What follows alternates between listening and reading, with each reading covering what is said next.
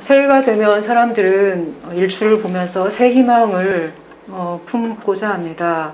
하지만 이제 곧 지나서 얼마 지나지 않아 실망을 하게 되죠. 변하지 않는 자신을 둘러싼 환경을 보면서 포기하는 마음이 듭니다. 뉴스를 봐도 나쁜 소식이 금세 마음을 뒤덮어서 우울해지곤 합니다. 오늘 이사야의 본문은 하나님을 믿는 백성이 변함없는 소망을 가질 수 있는 근거가 과연 어디에 있는가에 대한 말씀입니다. 신앙을 가진 사람에게는 삶을 받쳐주는 어떤 근간이 있습니다. 이를테면 하나님은 선하시다. 이런 믿음의 근간을 가지고 있는 사람은 현재 힘든 일이 있어도 합력하여 선을 이루실 것에 대한 소망이 있어서 낙심하지 않습니다. 또 어떤 사람은 환난 날에 나를 도우시는 하나님이 믿음의 근간이 되는 경우도 있습니다. 과거 환난의 때 나를 어떻게 도우셨는지 생생한 경험이 있기 때문에 하나님을 여전히 신뢰할 수 있습니다. 하지만 그리스도인의 신앙의 근간이 만약 현세의 복에 있다면 그는 낙심할 수밖에 없습니다. 지금 이스라엘 백성들의 상태가 그런 상태였습니다. 그들이 바벨론의 포로로 잡혀가고 시간이 점차 지나면서 낙심하게 되었습니다. 처음에는 간절하게 기도도 했을 것이고 희망도 가졌겠지만 한 세대, 두 세대가 지나가면서 이제 소망이 사라졌습니다. 처음에 그들은 하나님께 우리가 버림받았다고 생각을 했습니다. 그러다가 이제는 하나님에게 능력이 없는 게 아닐까, 오히려 저 바벨론의 신들이 더 능력 있는 신들이 아닐까, 이렇게 하나님의 구원의 능력까지 의심하게 되었습니다. 그래서 선지자가 선포하는 말씀을 들을 때에도 어떤 기대감보다는 자포자기하는 모습이 있었습니다. 그런 실험이 있다고 하죠.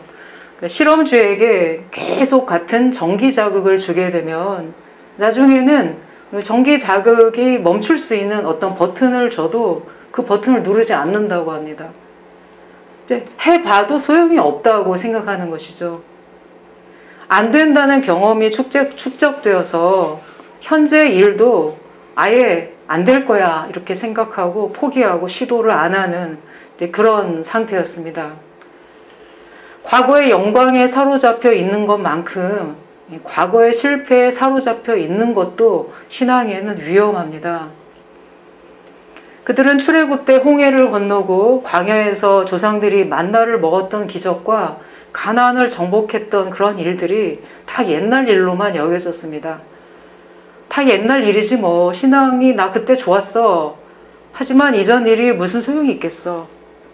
내가 신앙을 버리기까지는 하지 않겠지만 그렇다고 큰 기대도 안 하는 상태가 이들의 상황이었습니다.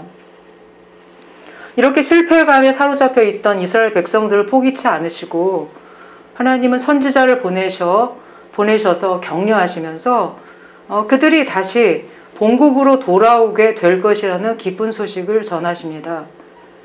하지만 어떤 징조도 보이지 않는데 선지자가 무슨 근거로 이런 선포를 하는 것일까요? 그는 먼저 하나님이 우리의 창조주이시기에 구원하실 것이라는 믿음의 근거를 내고 있습니다. 야곱아, 너를 창조하신 여호와께서 지금 말씀하시느니라. 이스라엘아, 너를 지으신 이가 말씀하시느니라. 성경에서 야곱이라고 호칭을 할 때는 그 변화되기 전에 인간적인 모습을 말하는 것입니다. 야곱은 날 때부터 형의 발 뒤꿈치를 잡고 나올 만큼 집념이 강하고 욕심이 많은 사람이었습니다.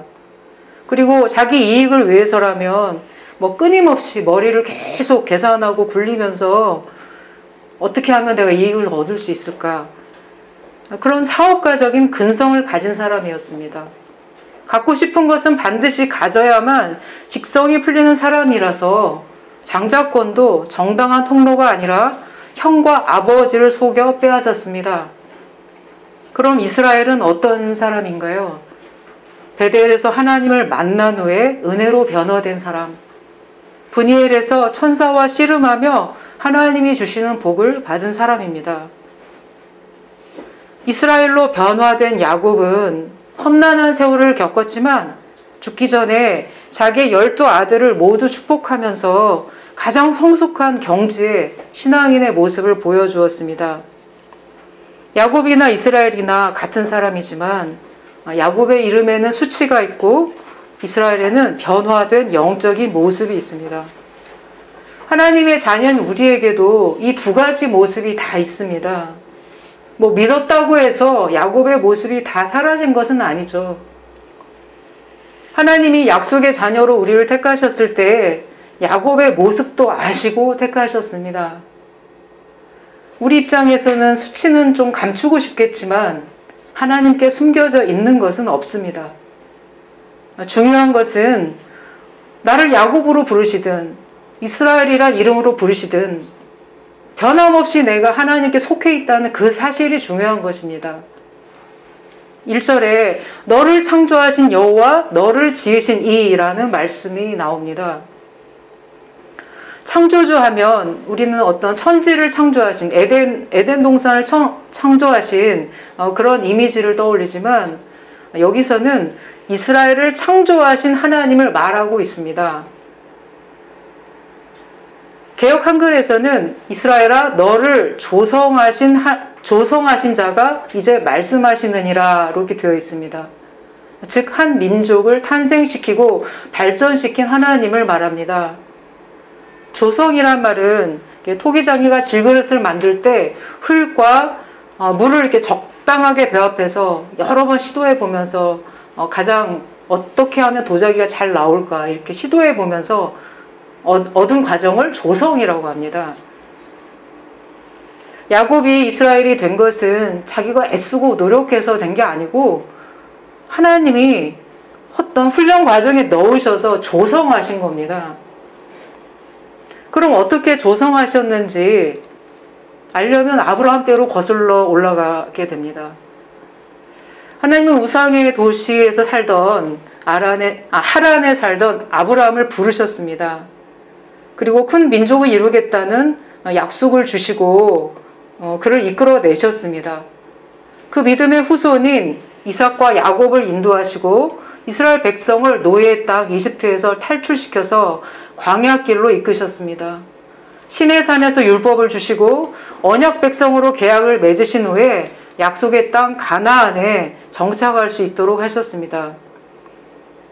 그러니까 이스라엘을 창조하신 하나님이란 짧은 이 말에 이스라엘을 하나님의 백성으로 만들기 위해 오랜 기간 수고하신 하나님의 그 애씀이 들어있습니다. 숫자도 적고 나라도 없이 비참하게 떠돌아다니던 이들을 거룩한 공동체로 형성시키시기까지 하나님은 그들을 눈동자같이 보호하시고 인도하셨습니다. 그래서 너는 내 것이라 이렇게 주장하시는 겁니다. 심지어 다른 민족도 이것을 알고 이스라엘을 호칭할 때 하나님의 백성 이스라엘이라고 수식어를 붙입니다. 이스라엘이 하나님의 소유이기 때문에 이것은 또 모험이기도 합니다. 하나님 편에서는. 왜냐하면 그들의 행동과 모습이 하나님의 명예와 직결되어 있는 것이죠. 이스라엘 때문에 영광을 받으실 수도 있고 오히려 수치를 받으시거나 그들에게 상처를 받으실 수도 있기 때문입니다. 1절 하반절입니다. 내가 너를 구속하였고 1절 하반절 같이 보겠습니다. 내가 너를 구속하였고 내가 너를 지명하여 불렀나니. 우리가 구속이라는 말을 들으면 어떤 피해자가 범죄자가 구속됐다 속박됐다 이런 뉴스에서의 멘트를 생각하기 쉬운데 여기에서 구속은 이제 그런 뜻이 아니고 값을 지불했다 그런 뜻입니다. 이 사진은 이제 보아스의 사진입니다. 세번역에서는 내가 너를 속량했으니 라고 되어 있습니다. 이스라엘에서는 가족 가운데서 빚을 갚지 못해서 노예로 팔려간 사람을 자기 돈으로 속전을 지불하고 그 노예된 가족을 해방시켜 데려오는 사람, 그 사람을 구속자라고 부릅니다. 전통적으로 빚 때문에 이스라엘에서는 어떤 가족의 땅이 차압당하면 가장 가까운 친족이 빚을 대신 갚아주고 그 밭을 그 사람 이름으로 되찾아올 수가 있었습니다. 그래서 구속하다는 행동은 가족이나 친족이 대신 값을 치르고 찾아오는 선한 행동입니다. 룻기에 나오는 나오미의 친족 보아스가 한 행동이 바로 구속자의 행동입니다. 나오미의 집안이 다 망하고 후손도 없이 과부만 남게 되었는데 이미 땅은 다 넘어갔고, 그런데 보아스가 구속자 역할을 한 것입니다. 밭도 되찾고 룻과 결혼도 함으로써 그 집안의 후손이 명맥을 이을 수 있도록 그런 행동을 한 것입니다. 하나님이 이스라엘을 구속하셨다라는 말은 이스라엘의 가장 가까운 친족과 가족의 그런 의무를 충실하게 했다는 뜻이 담겨져 있습니다. 우리가 예수님을 구속주라고 고백할 때 거기에는 가족의 한 사람으로서 예수님을 생각하는 의미가 있습니다. 실제로 당시 상황에서 이스라엘을 바벨론에서 고국으로 귀환시키시기 위해서 하나님은 값을 치르셨습니다.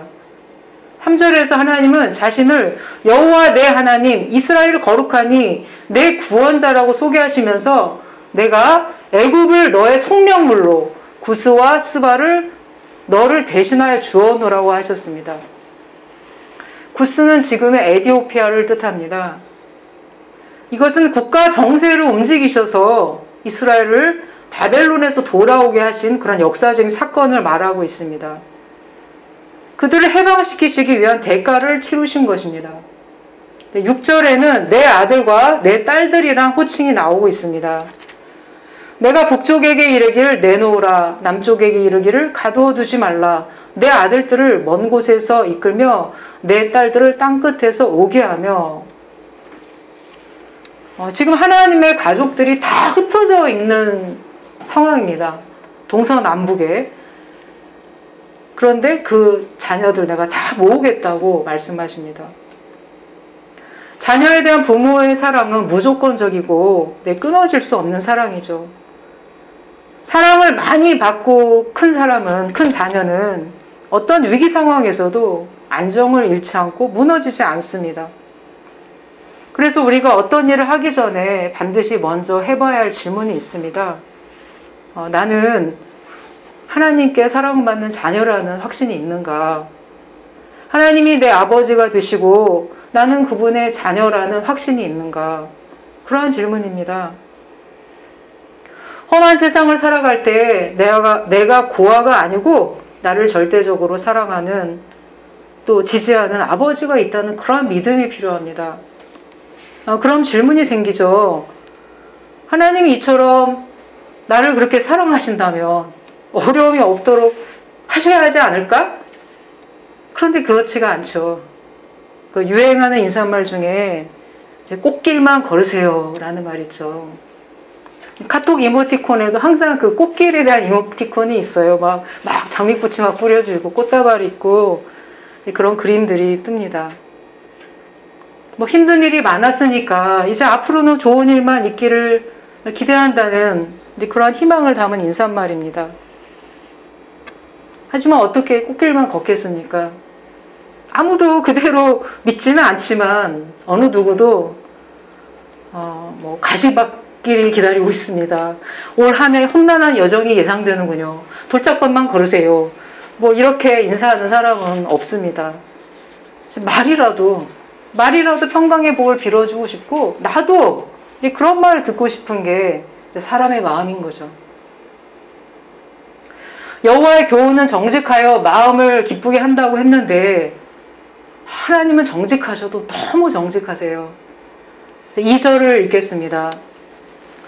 내가 물 가운데로 지날 때 내가 너와 함께 할 것이라. 강을 건널 때 물이 너를 침몰하지 못할 것이며 내가 불 가운데로 지날 때 타지도 아니할 것이요 불꽃이 너를 사르지도 못하리니.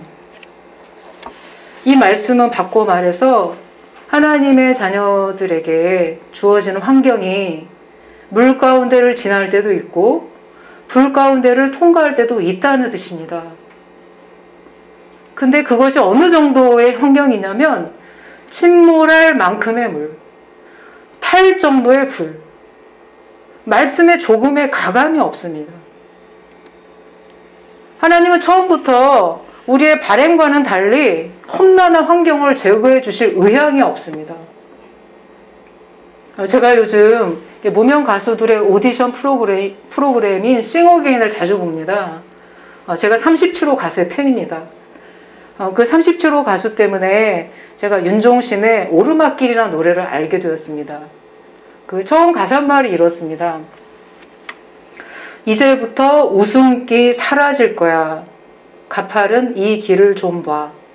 그래, 오르기 전에 미소를 기억해 두자. 오랫동안 못 볼지 몰라.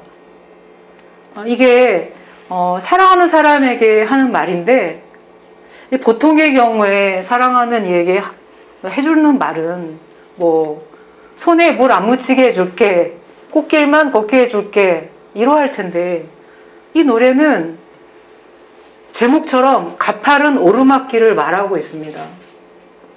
땀 흘리는 고됨과 강풍도 있지만 사랑으로 함께한다면 헤매지 않을 것이다. 그런 내용의 가사였습니다. 참 이 말이 너무 정직하다는 생각이 들었습니다. 인생길이 실제로 그러하기 때문이죠. 애들이랑 많이 들으면서 꼭 복음성가 같다. 이렇게 얘기를 하곤 했습니다. 주님은 우리에게 내가 너를 사랑한다. 그러하니 앞으로 꽃길만 걸을 것이다. 근데 이런 거짓말을 안 하세요. 거짓말이라도 하시면 좋겠는데 거짓말을 안 하세요. 물 가운데를 걸을 때도 있겠지만 주님과 함께 하면서 빛을 발하기를 기대하고 계시는 거죠. 오병이어 기적 후에 사람들이 다 예수님께 몰려들자 예수님은 무리를 돌려보내시고 정리하시면서 제자들 서둘러서 그 배에 태워 먼저 보내셨습니다. 그리고 날이 저물자 혼자 기도하러 산에 올라가십니다. 기도를 다 마치셨는지 산 위에서 갈릴리 바다를 이렇게 내려보시는데 그때 제자들의 모습이 예수님에게 포착이 되었습니다. 마가복음 6장 48절 말씀입니다.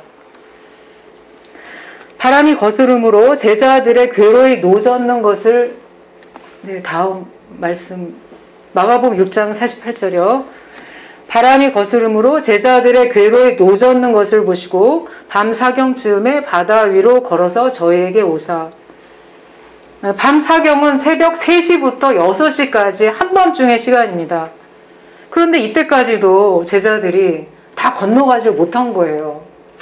왜냐하면 바람이 반대로 역풍이었기 때문에 이 거스르는 바람 때문에 제자들이 계속 같은 자리에서 괴롭게 노젓는 모습을 보시자마자 주님은 황급하게 물 위를 걸어가셨습니다.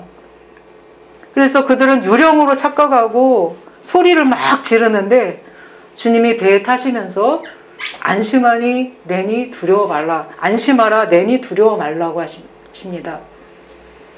여기에서 중요한 말은 바다 위로 걸어서 저희에게 오사입니다.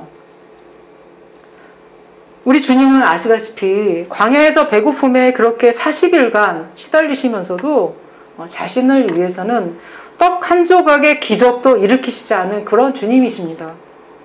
그런 분이 사랑하는 제자들이 그 거스르는 바람 때문에 막 고생하는 모습을 보시고 그냥 성큼성큼 막 걸어오셨어요. 너무 급하게. 왜냐하면 제자들이 안쓰러웠기 때문이죠. 풍랑 때문에 노젓느라 힘든 제자들의 배 함께 타시기 위해서 내가 여기 있다 두려워 말아라 안심시키시기 위해서 그렇게 걸어오신 겁니다. 하나님의 사랑의 방식은 자녀를 위해서 어떤 험한 환경을 제거하는 방식이 아니고 그 강풍 속에서 함께하는 방식이십니다. 북한에 2015년부터 31개월 동안 억류를 당했던 임현수 목사님의 간증을 들었습니다. 당시에 뉴스에도 많이 소개가 되었었고요. 이분은 캐나다 국적으로 수십 년 동안 캐나다와 북한을 오가며 그들을 인도적으로 돕는 사역을 하셨던 그런 분입니다. 북한의 이 굶주림 문제가 너무나 심각해서 식량을 제공하고 고아원과 의료 후원을 하는 사역을 했습니다. 이분이 뭐 개인적으로 한 사역은 아니었지만 수백억 원 이상이 인도적인 일에 쓰여졌다고 합니다. 북한 당국도 이분이 목사인 걸 알지만 너무 좋은 일을 많이 하기 때문에 수십 년 동안 오가도록 그렇게 허용해 주었습니다. 그런데 어느 날 죄명도 없이 체포하고 재판정에 거짓 증인까지 내세워서 무기노동 교화형을 선고합니다. 캐나다에서 북한의 통치자를 비판했다는 그러한 죄명이었습니다. 무기노동 교화형은 죽을 때까지 갇혀서 노동을 하는 형벌인데 사실은 사형선고와 같다고 합니다. 너무 열악한 환경이다 보니 6개월 지나기 전에 죽어서 나간대요. 그런데 임 목사님 한 달 만에 쓰러졌습니다. 아, 이렇게 죽는구나. 이런 생각이 들었는데 차가운 감방에서 그는 어느 날 환상처럼 생생한 꿈을 꾸게 되죠. 커다란 호랑이가 정면으로 자신을 노려보면서 침을 막 이렇게 금방 먹을 듯이 질질 흘리고 있는데 막상 노려보기만 할 뿐 잡아먹지는 않더랍니다. 그리고 자신은 그 호랑이 앞에 개미처럼 너무 작은 인간의 모습이 되어서 이 겁을 먹고 뒷걸음을 쳐서 굴 속으로 도망을 하는데 굴 속에서 커다란 어떤 손이 자신을 안전하게 이렇게 들어 올렸습니다. 그런데 손바닥 위에 들려져 있는 자신의 모습이 황금빛을 띤 작은 개구리의 모습이었습니다. 이 목사님은 그 개구리의 모습에 많은 눈물을 흘렸다고 합니다. 자신이 젊어서 CCC 간사를 할 때 얼굴이 개구리를 닮았다고 해서 별명이 개구리 간사님이었대요. 그래서 그분은 환상을 통해서 하나님이 나를 다 아시는구나. 내 첫사랑을 기억하시는구나. 내가 죽지는 않겠구나. 하나님의 손 아래에 있구나. 그런 것을 깨달았습니다. 그리고 그동안 사역에 바빠서 하나님께 집중을 못했는데 오히려 불 가운데와 같은 북한의 감옥에서 하나님께 집중할 수가 있었습니다. 거기는 휴대폰이 없잖아요. 인터넷도 안 되잖아요. 그래서 수도원처럼 생각되었다고 합니다. 세상과 단절되어서 하나님만 의지하고 바라볼 수밖에 없는 그런 환경에서 하나님과 친밀함을 누렸던 그 시절이 자신에게는 너무나 소중했다고 간증했습니다. 이것이 바로 하나님의 자녀가 불 가운데, 물 가운데를 통과하는 방식입니다. 하나님의 희망은 자녀들이 꽃길만 걷기를 바라시는 게 아니라 불 가운데, 물 가운데 환란을 통과하면서 하나님의 손 아래에 있음을 믿고 담대하게 걸어가는 것입니다. 말씀으로 격려를 받으며 믿음의 자녀로 스스로 일어서서 용감하게 전진하기를 기대하고 계십니다. 두려워 말라는 격려의 말씀이 1절과 5절에 반복해서 나옵니다. 너는 두려워하지 말라. 두려워하지 말라. 이 말씀하시는 이유는 이스라엘의 장래의 어려움이 여전히 남아있기 때문입니다. 하나님의 자녀들에게도 어려움과 눈물의 고통이 있죠. 일부러 하나님이 그런 걸 막 주시는 게 아니고 세상이 그러한 곳이기 때문입니다. 하지만 하나님은 그 가운데서 임마누엘로 계시면서 두려워 말라고 하십니다. 소망은 우리가 인생을 살아가는 데 있어서 너무나 중요합니다. 희망이 있는 사람은 생동감이 있고 현실에 문제가 있어도 헤쳐나갈 수가 있습니다. 사람들은 믿든지 안 믿든지 누구나 이렇게 저렇게 희망의 근거를 찾고 있습니다. 여기에 투자하면 혹시 좋은 일이 생길까? 이걸 배우고 저걸 따라하면 내 환경이 또 좀 나아질까? 혹은 정권이 바뀌면 내 형편이 조금이라도 펴질까? 빛이 들어올까? 내 인생에도. 이렇게 여기저기 귀를 기울여 보지만 바다 가운데서 마실 물이 없는 것처럼 희망을 주겠다는 세상 말의 속내를 들여다보면 이 갈증만 더 심해집니다. 로마서 15장 13절 말씀입니다. 로마서 15장 13절 말씀입니다. 소망이 하나님이 모든 기쁨과 평강을 믿음 안에서 너희에게 충만케 하사 성령의 능력으로 소망이 넘치게 하시길 원하노라. 여기에 소망을 우리가 어떻게 가질 수 있는지 비결이 나와 있습니다. 믿음 안에서이죠. 믿음 안에서. 소망은 하나님이 어떤 분이신지 알아가고 경험하면서 생겨납니다. 그 하나님을 신뢰함으로 생겨납니다. 우리가 낙심하는 이유는 하나님보다 자신을 더 바라보기 때문일 것입니다. 우리가 가져야 할 자아상이 4절에 나오고 있습니다. 내가 내 눈에 보배롭고 존귀하며 내가 너를 사랑하였은즉. 네, 여기에서 키워드는 내 눈에 내가이죠. 네, 세번역에서는 내가 너를 보배롭고 존귀하게 여겨 너를 사랑하였으므로 이렇게 되어 있습니다. 오늘 읽은 이사야 43장 1절부터 7절까지 말씀에는 내가, 너의 이런 말이 참 많이 나옵니다. 제가 세어보니까 12번인가 13번인가 그래요. 내가 너를 구속하였고 내가 너를 지명하여 불렀느니 너는 내 것이라. 가장 강력한 말씀은 너는 내 것이라는 말씀이죠. 이 말씀을 들었을 때 이스라엘은 참 믿기지가 않았을 겁니다. 하나님이 나를 보배롭게 여기신다고? 믿을 수가 없어. 이렇게 비참한 처지인데, 우리는 나라도 없는 백성인데, 포로 신분인데, 우리도 마찬가지죠. 이런 환경인데 하나님이 날 보배롭게 여기셔? 아닌 것 같은데? 이제 그런 의심이 드는 것이죠.